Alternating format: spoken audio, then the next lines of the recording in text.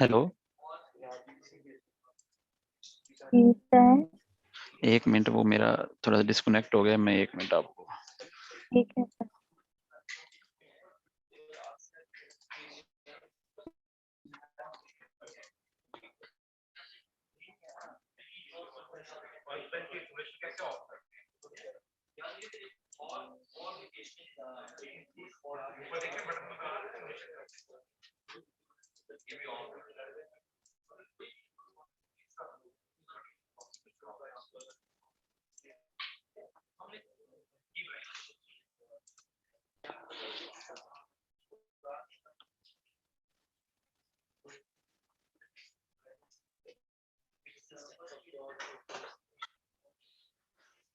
इसमें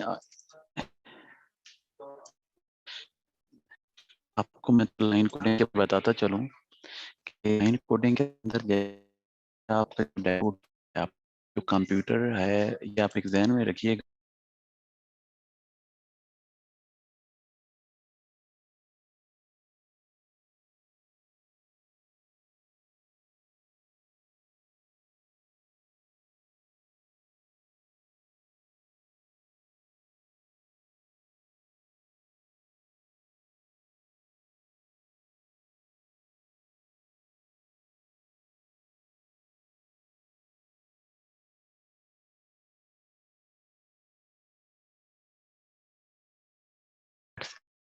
इसके अंदर ये होता है कि फॉर एग्जाम्पल आप डाटा सेंड करते हैं, तो जब वो रिसीव होता है तो वो जो सीक्वेंस ऑफ बिट्स जा रही होती हैं लाइनिंग के अंदर, उसको एक कन्वर्ट होता है।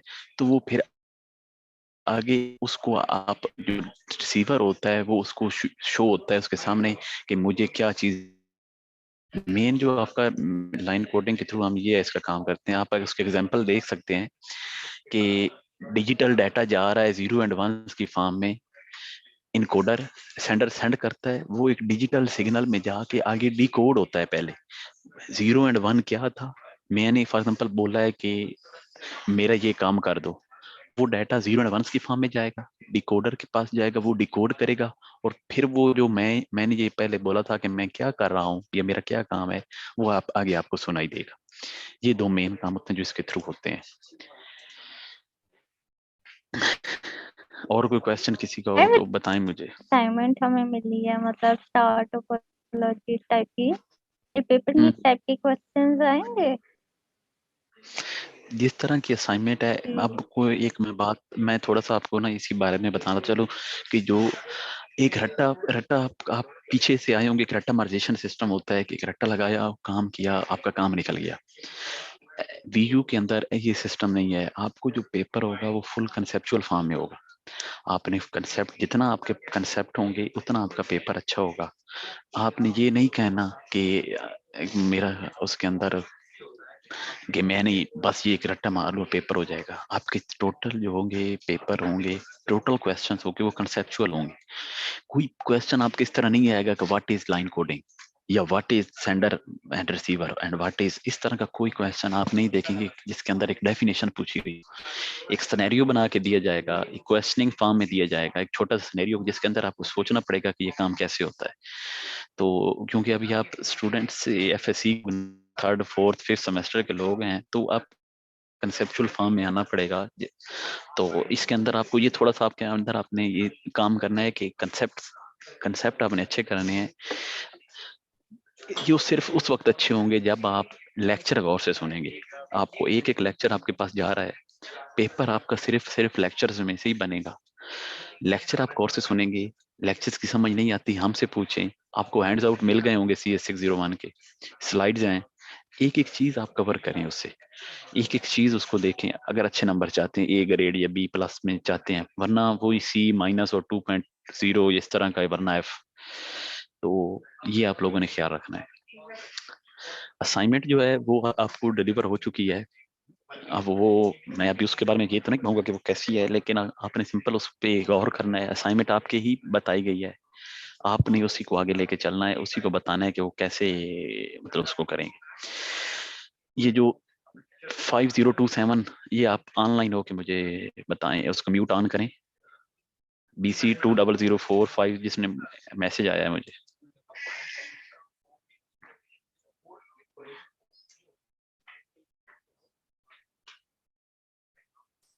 Excuse me. जी सर।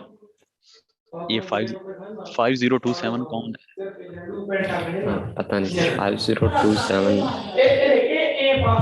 नदीम अपना म्यूट ऑन ऑफ करो, शोर बड़ा है।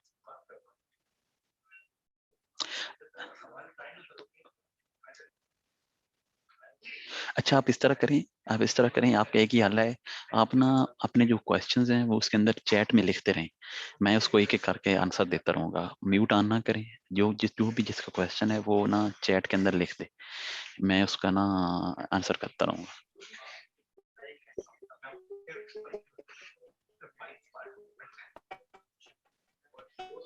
आपकी आवाज नहीं आ रही, आपकी आवाज नहीं आ रही, आप इस तरह करें, चैट में लिख दें।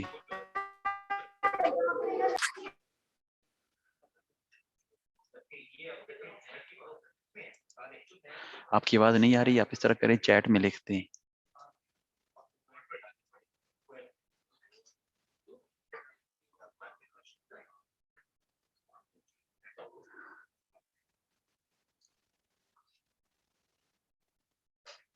हाँ, असाइनमेंट को काफी दिन हो गए हैं, एक क्वेश्चन आया है महापारा की तरफ से कि असाइनमेंट को काफी दिन हो गए हैं। हाँ, तो वो आपने ड्यू डेट के अंदर सबमिट करनी है उसको, अपने उससे ये नहीं करना कि एक दो दिन लेट हो, उसको गौर से देख के क्वेश्चंस जो हैं वो समझ के, और उसको कुछ आंसर आप देख रहे होंगे कि यूट्यूब से आपको कुछ मिल अस्सलाम जाए। हाँ, अस्सलाम वालेकुम सर।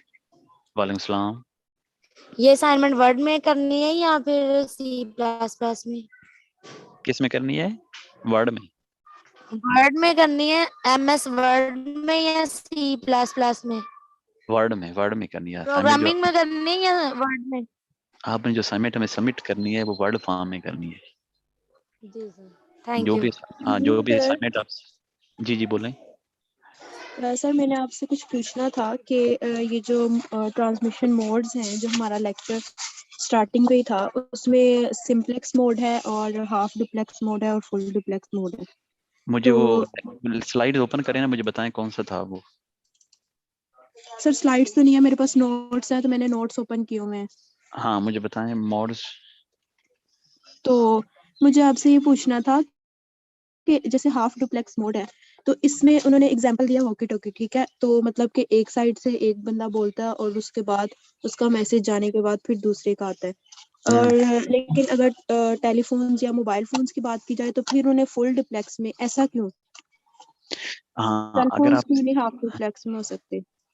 नहीं सेल फोन इसलिए ना, वाकी टाकी ये होती है ना, सेल फोन में अंदर जो वाकी टाकी होती है ना, वो एक दफा इंफॉर्मेशन चली जाती है, अगला बंदा वो रिसीव होती है फिर रिप्लाई करता है।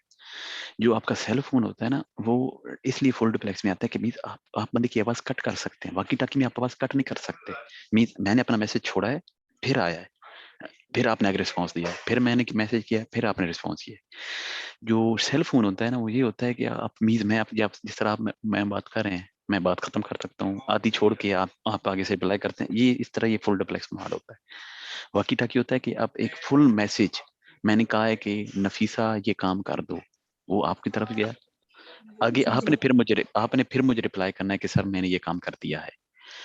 तो ठीक है। ये चीज होती है हाँ फुल। और इसका मोबाइल फोन जो है, इस तरह जिस तरह मुझे कर रहे हैं, मैं आपको ये बात खत्म कर सकता हूँ कि ये नजीफा भी आप बंद करें बात। तो जी जी, ये चीजें फिर वो किस तरह होती हैं कि फुल डुप्लेक्स, ये फुल डुप्लेक्स मोड है, ये चीज है। ठीक है।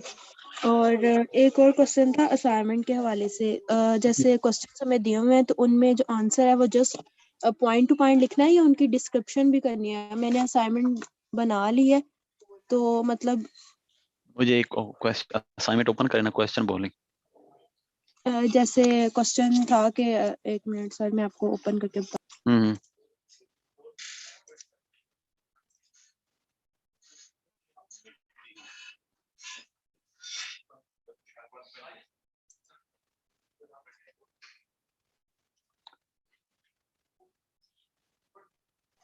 सर जैसे उन्होंने मतलब अब ये ट्रांसलेशन मोड्स बताने, उन्होंने कम्युनिकेशन सिनेरियो दिए हुए हैं, तो उनमें जस्ट मोड्स के नेम ही लिखने हैं ना, उन्हें डिस्क्राइब तो हाँ नहीं हाँ, करना। नहीं नहीं नहीं नहीं, डिस्क्राइब नहीं करना, जिस तरह उन्होंने लिखा हुआ और है इसी तरह आपने जैसे क्वेश्चन 1 है तो उसमें उन्होंने जैसे बताया कि identify the topology that will be used in admin department, तो जस्ट उनके नेम ही लिखने हैं, उनको आगे डिस्क्राइब तो नहीं करना। नहीं नहीं नहीं, सिर्फ नेम लिखने हैं। डिस्क्राइब जो जो चीज पूछी हुई है बस वो लिखना है, डिस्क्राइब नहीं करना। जी सर ठीक ये है। चीज ये चीज इसी बात सुनने, सारे बात सुन ले, इसी चीज को अपने पेपर में भी फॉलो करना है। पेपर में आपका जो 5 नंबर का भी क्वेश्चन होगा ना, वो एग्जैक्टली 2 और 3 जो आपको एग्जैक्टली लफ्ज पूछा जाए उसी के जवाब देना है।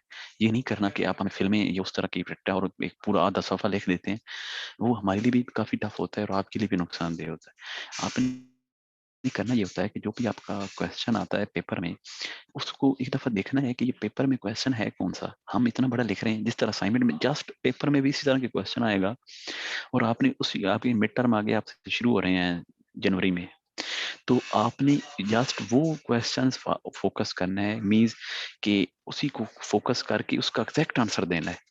वो आपका आंसर बेशक एक लाइन का ही क्यों ना हो, अगर एग्जैक्ट है तो आपके 3 में से 3 नंबर आएंगे, 5 में से 5 आएंगे।